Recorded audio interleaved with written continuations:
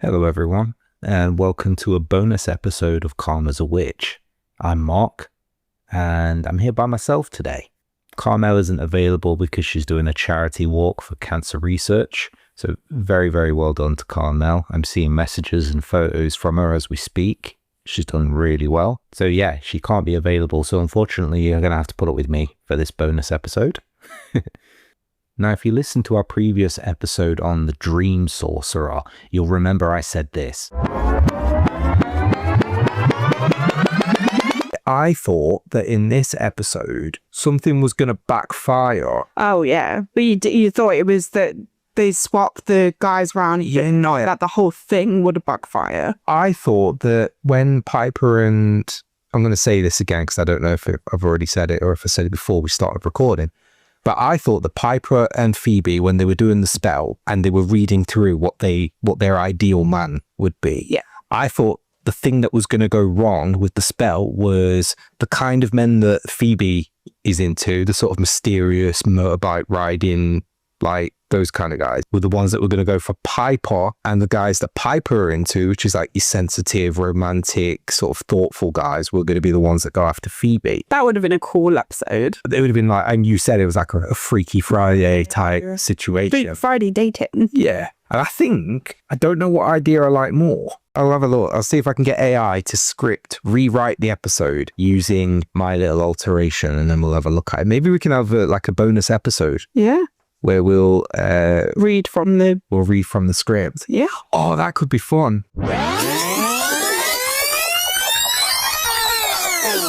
So yeah, I'm a big fan of AI and the things we can make AI do. So I've actually asked it to generate a short script, an alternative universe version of that episode, Dream Sorcerer, where the men that Piper asks for begin to go after Phoebe, and the men that Phoebe asks for start to go after Piper. So what we're going to do is we're going to read through the script together and just see what AI has generated for us. It has done it in a script format, so I will be reading locations and stage actions if it provides them. I will also point out I haven't actually read this script yet, so I will be reacting to this script at the same time I'm reading it, which may be interesting. So let's begin. Episode title, Dream Sorcerer Reimagined, and it has the themes listed here as romantic misalignment, dream manipulation, and sisterhood tested. Ooh, okay. So, interior, Quake restaurant, nighttime, Piper is plating desserts, Phoebe enters, radiant and flirtatious. Phoebe, statistically speaking, the hotter the date, the worse the dessert. Piper, smirking, then I hope he's hideous, I made creme brulee. Phoebe, oh, brulee, you're trying to seduce him with caramelized sugar. Respect. What? A handsome man, Ethan, walks in. So this is a new character. He locks eyes with Phoebe, then walks straight to Piper. Ethan, hi Piper, I couldn't stop thinking about you after last night. Phoebe, confused. Oh, I'll tell you, she's not the only one. Wait, last night? You were talking to me? Ethan, smiling at Piper. Was I? Funny. I only remember Piper's laugh. Okay, so this is quite similar to experience that Piper had when she was on the date with, I forget the guy's name, the guy that wasn't particularly interested in her to begin with at the start of the episode. Phoebe's smile fades. Piper looks apologetic, but intrigued. Cut to black and then opening credits. So that's I'm not even going to attempt to sing the theme song because I always get it wrong. Act 1, interior, Halliwell Manor. Kitchen, morning. Phoebe and Piper argue over coffee. Prue enters mid-conversation. Phoebe, okay, either I'm cursed or you've suddenly... Oh, okay. I thought the script was saying they were literally arguing over the coffee they were drinking.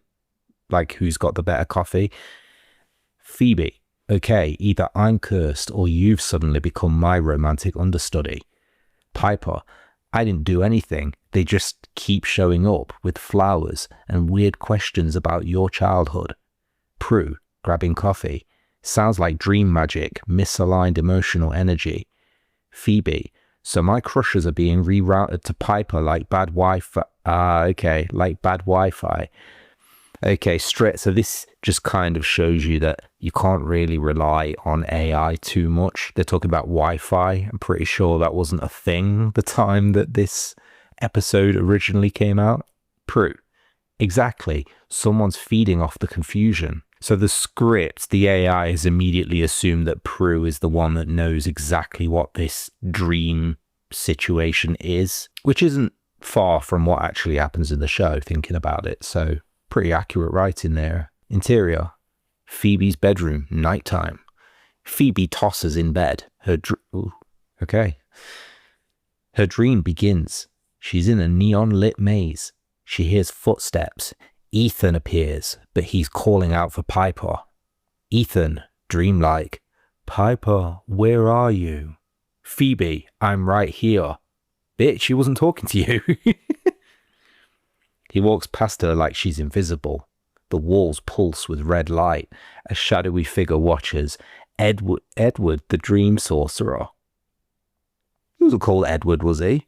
I don't remember it being called Edward. No. So Dream Sorcerer in the actual episode is called Whittaker Berman, not Edward. Okay, so AI is taking some liberties with the episode here, so it's not going to be an actual recreation of the episode by the looks of it, but I'm still intrigued. Let's move on. Act 2. Interior. Halliwell Manor, living room, day. Prue flips through the Book of Shadows. Piper and Phoebe pace. Prue. Edward Morrow, former psychologist turned warlock, specializes in emotional disruption. Okay, so in this, I guess, alternate universe, the Dream Sorcerer is called Edward Morrow, and he's not just a human that has superpowers. He's a straight-up warlock. Phoebe. So he's basically Freud with a vendetta. Piper. Why us? Prue. Because your bond is strong. He wants to fracture it. Interior. Edward's lair. Sorry. I'm sorry that the name Edward just isn't very intimidating to me. Interior. Edward's lair. Night. Edward chants over a dream altar. Candles flicker. He places photos of Piper and Phoebe on opposite sides of a mirror. Edward. Let desire divide. Let envy bloom. Let sisterhood fracture. Still somehow less of an incel than Burnman. Interior. Piper's bedroom. Night. Piper dreams. She's in a gothic ballroom. Her date, Jason, dances with Phoebe. Okay, so this is where we're seeing kind of the Freaky Friday thing we were talking about in the podcast. Jason, dreamlike. Phoebe, you're radiant. Piper, wait, what? She tries to intervene, but the floor cracks beneath her. Edward watches from a balcony. Act 3. Interior manor. Kitchen. Morning. The sisters regroup. Tension is high. Phoebe, I'm not trying to steal your dates, Piper. Piper, I know, but it's hard not to feel replaced. Prue, that's exactly what Edward wants. We need to realign your emotional threads. Wow, she knows everything. She knows exactly how to fix this. Interior, attic, night. The sisters gather around the Book of Shadows. Prue, we need a reversal spell, something that channels your genuine bond. Phoebe, let's remind the universe who we are. Piper, sisters first, crushers second. They chant together, let hearts be true and paths aligned, undo the twist of love misaligned. By sisters' trust and moonlight's grace, restore affection to its rightful place. A surge of light. The mirror in Edward's lair shatters. The dream sequence dissolves. Act 4. Interior, quake, night.